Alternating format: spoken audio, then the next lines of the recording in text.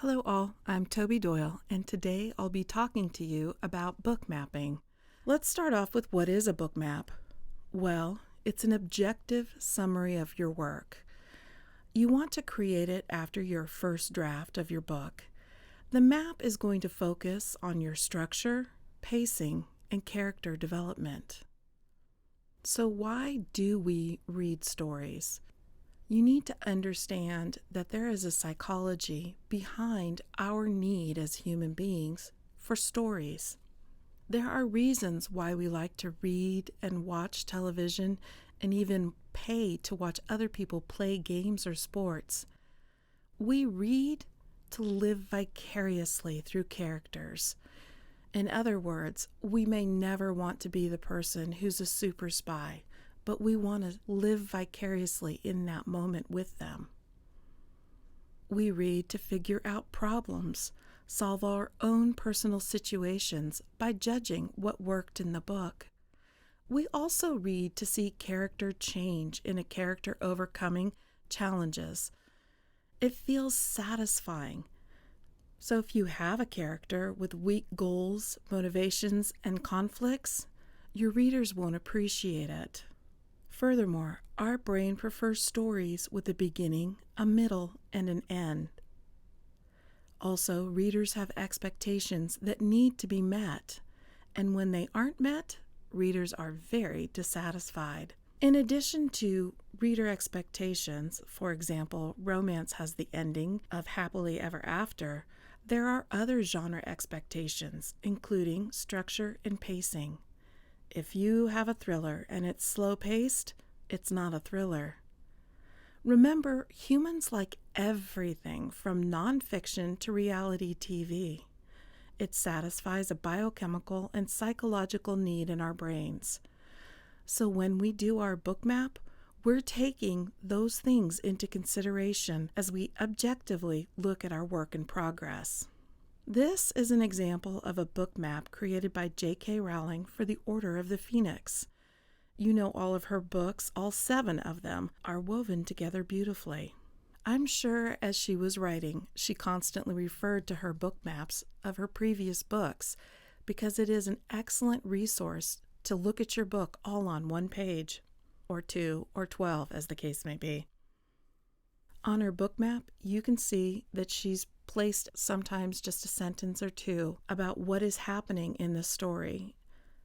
There's the title of the chapter, a quick summary, as well as character information and interaction. And that's what we're going to do today in this workshop. When do you do your book map? After you've written your first draft and you've let it sit for a while and marinate. You have to get emotional distance from your characters and those scenes because you're going to have to take off your creative writer hats and put on your ruthless editor hat. You should do your book map before you give your draft to your beta readers and editors. The reason for that is you don't want to have reader fatigue from your critique partners. You want to give them the best draft possible. The book map is really for you after your first draft. When you're filling out your book map, I suggest you have a summary of the chapter, possibly a percentage into the story for beats, plotting, and structure. You may want to have a timeline, especially if you have a character that's pregnant. You don't want your reader to pick up on the fact that they had a 14-month gestation. Make notes of characters' actions, reactions, and development, and the goals, motivations, and conflicts in your book map. You also need to know what's happening in the plot setting. This is especially useful, and you should see if you can get your scene to reinforce the theme.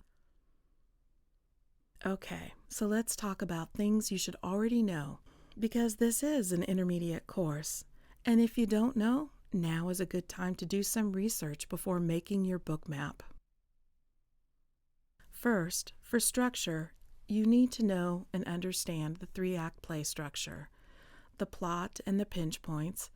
There are resources such as Save the Cat Writes a Novel, or you can even Google 3-act structure. I've also included an internal and external character arc that talks about the character's journey. It's basically the plot structure. You should know what makes a good scene. What are those elements? For example, each scene needs to do something that's going to move the plot forward, increase the tension, or reveal something about the character. It should raise the stakes for the character or the plot line. It needs to have a purpose for being there. Jamie Gold has a website with a worksheet called Elements of a Good Scene, and it's a great reference. It also has links to Janice Hardy's Fiction University articles on scenes. Finally, you need to know your genre promises and expectations. You know, I love to say, read your genre or Jane Austen will cut you. My reason for this is that in romance, you know that it ends with a happy ever after.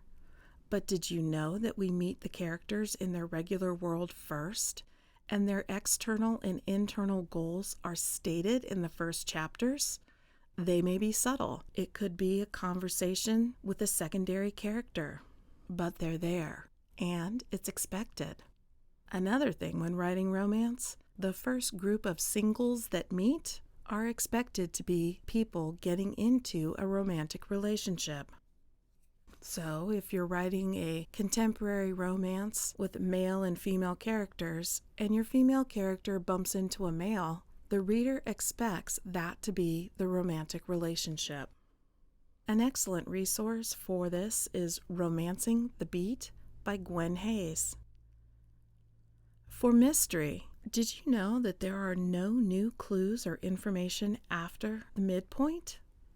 If you're writing a mystery and you don't know what the genre expectations are, you're going to have a lot of revisions to do. Readers expect to be able to solve the mystery before the amateur sleuth. But did you also know that the amateur sleuth must solve the mystery before the police? There are many resources out there that are genre-specific, and if you join writing groups associated with your genre, you'll find those references. All right, let's start filling out our book map. Using J.K. Rowling's as an example, you'll see that she's numbered her chapters. We're looking at chapters 13 on. She has the time, October, November, December, and then she has the title of the chapter. She has the plot of the prophecy, and then characters, such as Ginny, Dumbledore's Army, and Order of the Phoenix. She writes what's happening in every scene that relates to those people. But let me tell you, as you fill out your book map, if you find that you don't have something happening in the plot or the subplot, you may need to reconsider that chapter. A developmental editor is paid to look at the structure, plot, and character development. A book map will allow you to be your own developmental editor. This is an example. This is for the cozy mystery that I wrote, and I did write a book map for the entire book. In gray is the setting, and here I have the chapter, what's happening, and how it relates to the characters. On the far end, I have the murder plot and the subplots for both my main characters. Charlie is looking for her biological father, and Ray has a romance arc with Christy. But as you can see, there are 2 chapters that are completely plotless. Now, as I said before, and people know me, I love that chapter. I think it's really funny, but nothing happens to move the story forward. That's a pacing problem. I had to change that. That is where a revision needed to happen. Because of my book map, I was able to note that I had revealed a clue after the 50% mark. The issue with that is that readers really want to figure out the mystery on their own, so you can't give them clues late in the book. They'll feel cheated.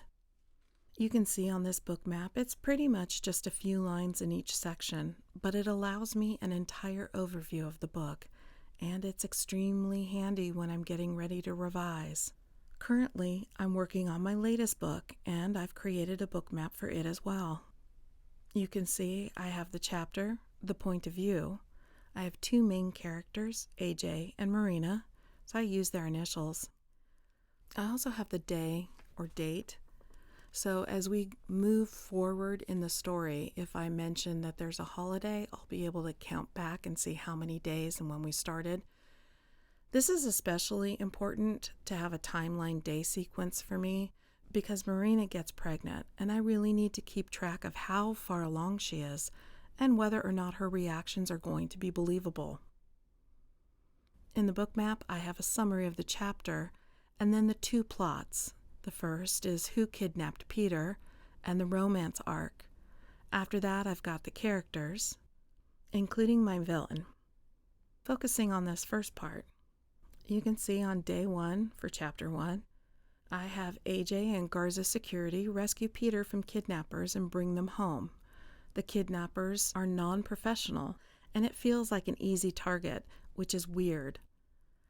For AJ, the goal is to retrieve Peter. His motivation is because it's a paid job, but his conflict is that it's too easy and he knows something is off. In the second chapter, which is from Marina's point of view, AJ brings her father home and agrees to find out who ordered the kidnapping. For who kidnapped Peter plotline, I state Marina wants AJ to investigate further, and she's asked him for help. But for the romance arc, I note that she's super attracted to him and also super awkward. When he suggests a one-night stand, she's okay with it. For AJ's goal in this scene, it's pretty much just to get in her pants. The motivation is that he has that high from the adrenaline of coming off the job. The conflict is that she's not his usual type, and he's kind of intrigued. This is from Marina's point of view, however. Marina has both plot lines going on for her, so she has two goals in this scene. The first is to find out who kidnapped her father, and she's definitely curious about having sex with the gladiator. Her motivation for the first plot, she wants to keep him safe to prove to her father that she's worthy of his love, and that is her theme throughout the story. She's grown up with conditional love from her father, and she's seeking unconditional love. The second part is that she's never going to have an opportunity to have sex with AJ again, or so she thinks, and she's super awkward, so even better that she'll get to have sex with a gladiator and never have to see him again. The conflict is that her father is incapable of unconditional love. She kind of knows this, but as she grows, she really learns that lesson. The conflict with AJ is that she's totally inexperienced and has no idea how to make this thing happen. The whole situation with AJ is really throwing her for a loop in this second chapter, and they do have sexy times because this is a romantic suspense, heavy on the romance. But when AJ starts with the dirty talking, she is not comfortable with that side of herself. It is an early glimpse into her being able to be herself with AJ and him accepting her. So that's why that note is posted there. I need to remember that I have added that clue in. As we get to the third chapter, we get the reveal that the condom has broken, and AJ, assuring her that he's been regularly tested and doesn't have any STDs, asks her about her experience, and when he finds out that she was a virgin, he flips out. Because this is again from Marina's point of view, we only see his reactions through her perceptions. When he freaks out and finds out she's a virgin, he promises to give her the information regarding the kidnappers through email, and they will never see each other again. For her, and her goal of having sexy times with an actual live person, her motivation is that AJ seems like the kind of guy who knows what to do, and she'll never have to see him again. This is a high priority for her. The conflict is when the condom breaks and he finds out she's a virgin and is super angry, like she's done something wrong or dirty. She's angry and embarrassed because he's angry that she was a virgin. That is a condition, a physical condition, and it goes back to her conditional love. He would have been perfectly fine if she hadn't been a virgin. This has triggered that emotional wound of hers. All right, let's take a look at the rest of the book map. We've got Belle, the stepmother, who is actually the antagonist, so I'm going to combine this with the people that Belle hired. Spoiler alert, she's the bad guy. When AJ returns Peter, Belle is happy to have her husband returned, but I note that nobody except Marina asks questions about who kidnapped him. There's no hugging from the family except Marina. Part of the reason that is included there is that it shows that the family is not physically close and probably not emotionally close, which means anybody could have been responsible.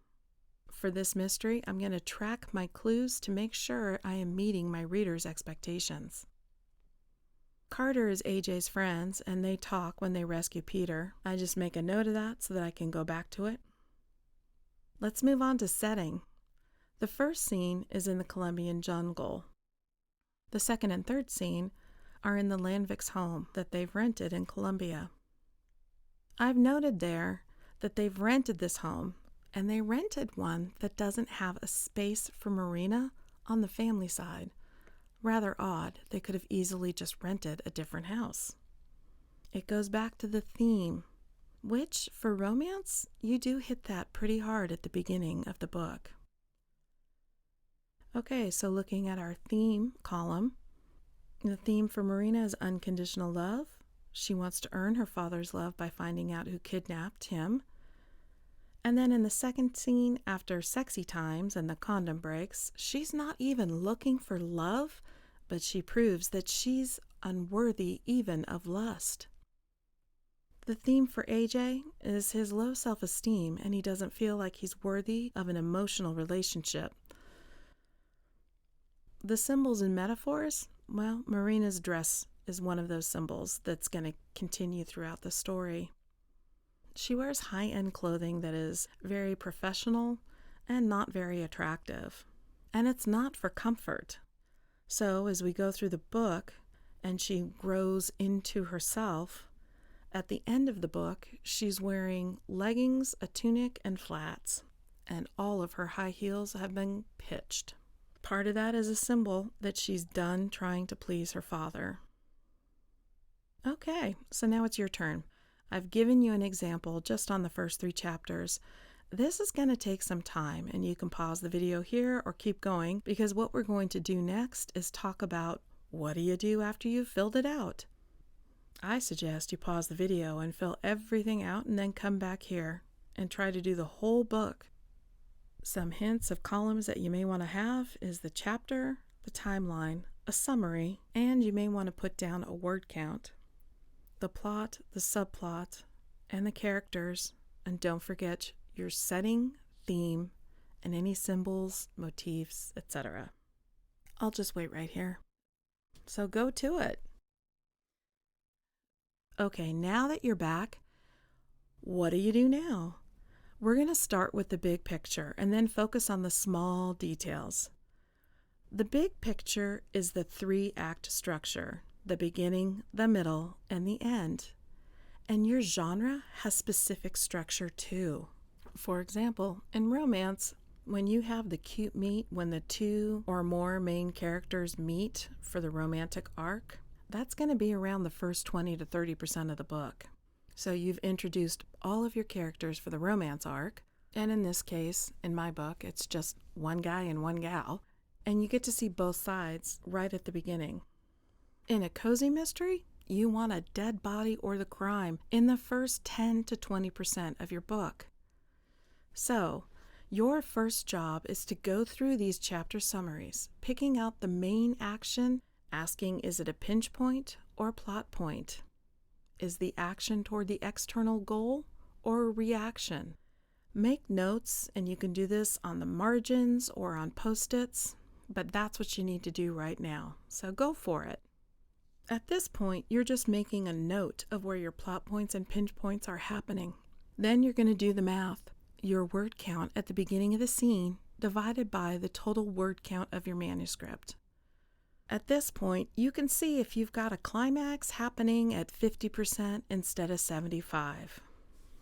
You can check out my external and internal character arcs for more help, But please note, these scenes don't have to be right on the same percentage.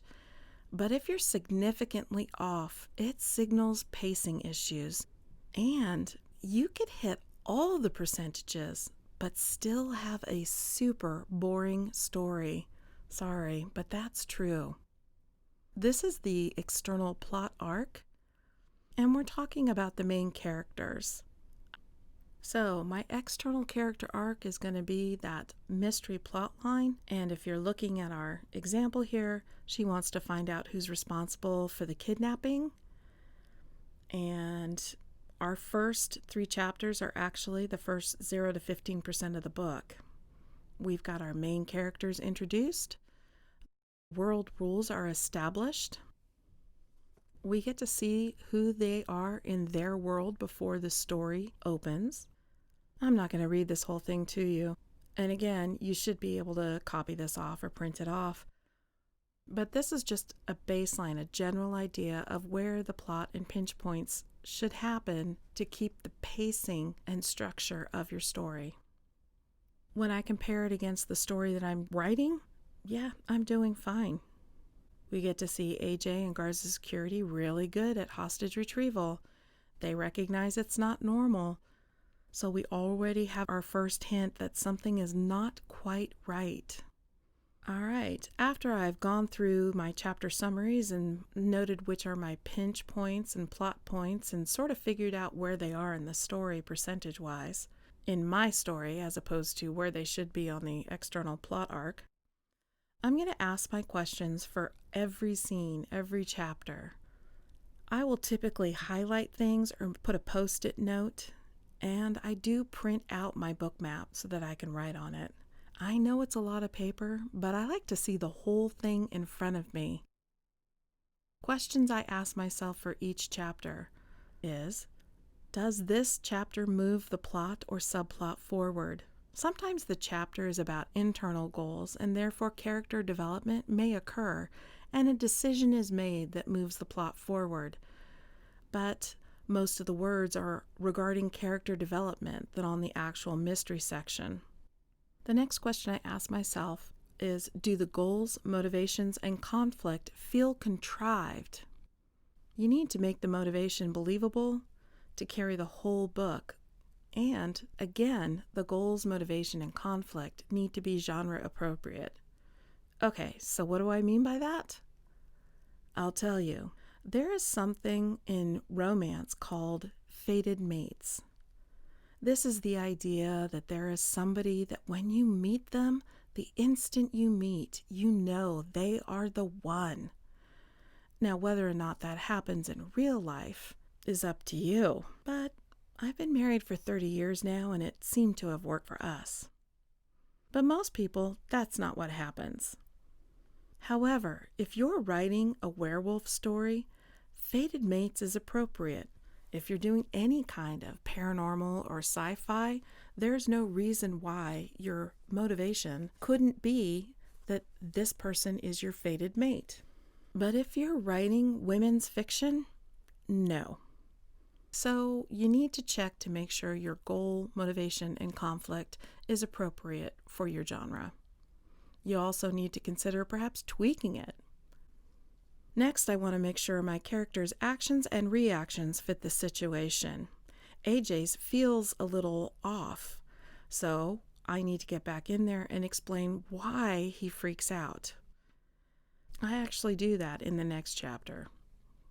Next, I ask myself, does the chapter start with action or reflection? Both are good, but it can get a little exhausting if you have 6 chapters of action. I'm literally just making a note to myself in the chapter summary how it starts. I want to make sure that I'm mixing it up so my reader doesn't experience fatigue. You want to see, does the chapter have an ending that makes you want to read more?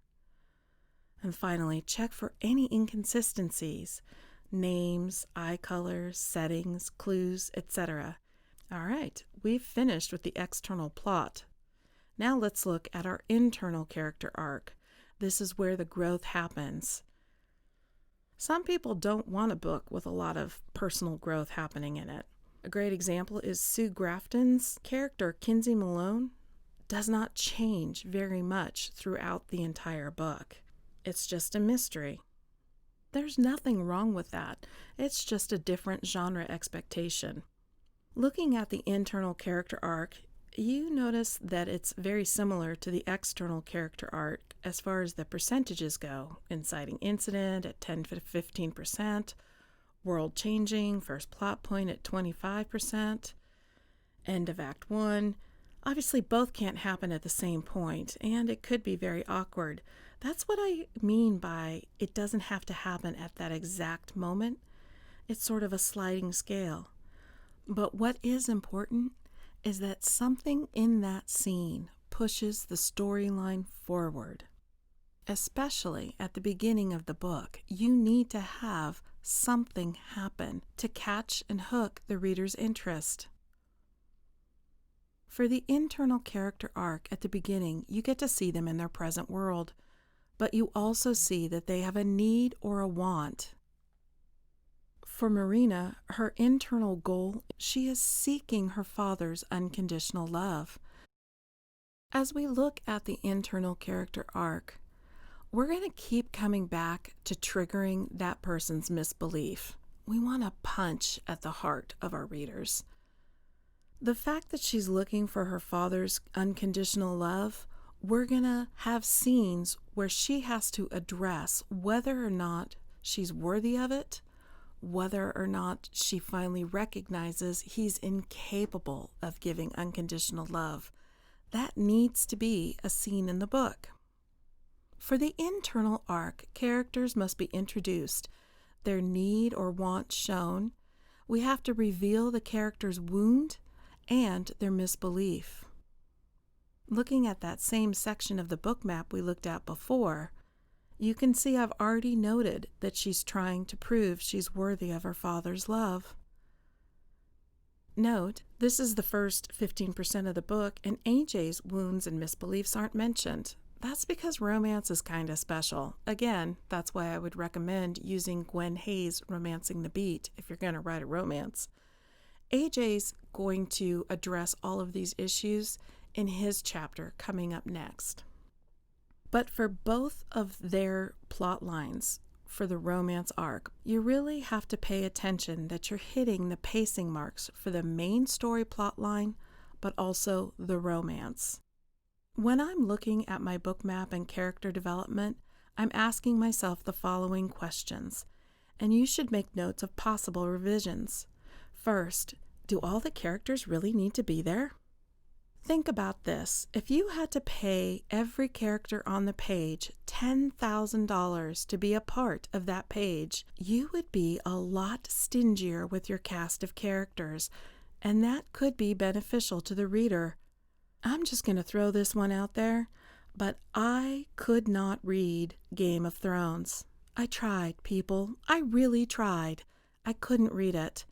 I loved the HBO series, and it was only because I could see the different characters and the different settings that I was able to follow the storyline. It's not that you don't want to challenge your reader to broaden their horizons, to make them think, but you also don't want to overwhelm them. They're reading for enjoyment. Look at your scenes. If somebody is talking with a clerk, is there a purpose for that, or can that information be blended into another scene and you lose a character? You also want to note which scenes move the main storyline forward and which scenes are about character development. Again, you're thinking internal versus external goals and what type of scene it is. Make a note if the scene makes the character question their misbeliefs or wounds. Or does it reinforce their misbelief? Marina feels like she is not worthy, so the scene with AJ is reinforcing her misbelief that she is unworthy. And the scene complicates her internal goals, motivations, and conflicts. And yes, a new plan is made. You want to compare your pinch and plot points to the internal character arc. Question if you need to adjust some for pacing. make a note of any character interaction. So if you remember the first section, I have Carter talking to AJ. I'm making a note because that is actually his best friend and reflection character, but it also makes it a lot easier for me to find it. You might find that you've got a character listed that's barely there on the page. If they're supposed to be important, you may need to beef up their role or consider cutting them. Next, you're going to look at your characterizations, descriptions, and dialogue. Just highlight the stuff that feels cliched and needs some freshening up. Finally, a note on diversity, equality, and inclusion. Do you have any diverse characters in your book? If no, is that believable for the setting of your story? If yes, are your characters' stories and backstories stereotypical? Because that could be problematic. Are the marginalized characters victims or villains? Because again, that could be problematic. If you're making a diverse cast and yet your marginalized characters are stereotypes and cliched, you're not helping your reader expand their horizons and see people as individuals. And as authors, that's part of our job. We're supposed to bring the world to our readers and make the world a better place. So consider these questions and how you might tweak your characters if needed. Again, looking at the internal arc, the first 15% of the book, you see that I've made a note that AJ's angry, has triggered her conditional love issues, and we also see that he's angry, but we don't know why he's angry. However, Chapter 4 is from AJ's point of view, and you get to see that his misbeliefs have been triggered. Let's look at setting. This column helps you remember where scenes take place. Question: does your setting add to the tone and mood of the story? Does the setting add to the theme of the story? Could you or should you add some? And you don't want to overdo it. Remember, you want to sprinkle, not drown. Also, look for time consistencies. If you move from one setting to the next, is there enough time in the story for that to reasonably occur? For example, if you have your character leaving the house at 8 o'clock, stopping off at a Starbucks, driving all the way across town, and they get to work 15 minutes later, that's an inconsistency. As you note in my setting, I did make a note that the Landviks rented a home that didn't include Marina. It's just really obvious that the Landviks are not even considering Marina, and it's weird. Like, you're renting a home. Why not rent a home that has enough bedrooms? For the motifs and symbols, I made a note that Marina's clothing is very professional. And by the end of the book, everything is washable. Your theme is the underlying message or the idea in the novel. What critical belief about life are you trying to convey in the novel? That's one of the reasons I like horror so much, is that they attack universal beliefs, and it's terrifying. Bonus points if you link the theme to the main character's wounds. Themes can be different for different characters. And another thing to consider is your theme genre appropriate. For example, people can never be trusted is probably not appropriate for romance. You want your theme, motifs, symbols sprinkled throughout the book, often appearing at pinch points where the antagonistic forces are coming up. Do you have a theme? Is it proven or disproven in your scenes? In my cozy mystery, the theme was, you can choose your family. When I was looking at settings, I intentionally set some scenes around family meals. For the cozy mystery, the family meal became symbolic. Ray has dinner at Charlie and Joe's before they break into the lawyer's office to find clues. He joins them a few more times for dinner, just shows up and helps clean the dishes. When Charlie has lunch with Ray at a restaurant to discuss their mystery findings, she calls Joe first to warn him about the probable gossip, because it's a small town and her having lunch with a man who's not her husband is going to be gossiped about. She gives Joe a heads up, and he's fine with it because he knows she's not doing anything wrong. Ray is like a brother to her. I also have a scene in the nursing home where Ray's mom, who has dementia, is certain somebody is poisoning her. Ray brings her food, and they share a meal together. It settles her down. And it's just hitting that idea again that sharing a meal with family feels good. It's nostalgic. Finally, at the end of the book, there's a huge family dinner with in-laws and nieces and nephews and Ray and Christy at Charlie and Joe's house. It's this lovely family setting where clearly Ray is now Uncle Ray.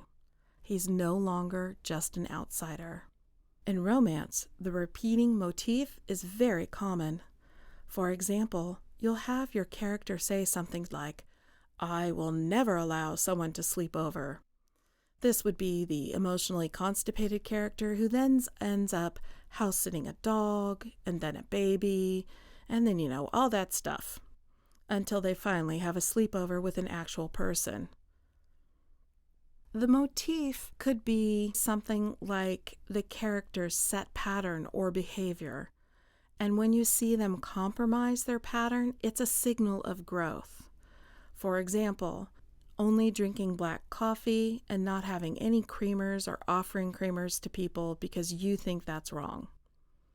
And yet, by the end of the book, the character has a whole slew of different flavored creamers because their love interest likes different flavors every morning. Think of different motifs, symbols, and imagery from your own family traditions that you have, and how you might add that layer to your book to reinforce the theme. It doesn't have to be a slap upside the head, and it shouldn't. But if in the beginning of the book, the character opens the refrigerators and there's nothing but takeout cartons, and at the end of the book, it's filled with healthy foods because the person is now at home enjoying meals with somebody else, it's symbolic, and it adds a layer to your story that your reader will pick up on either consciously or unconsciously.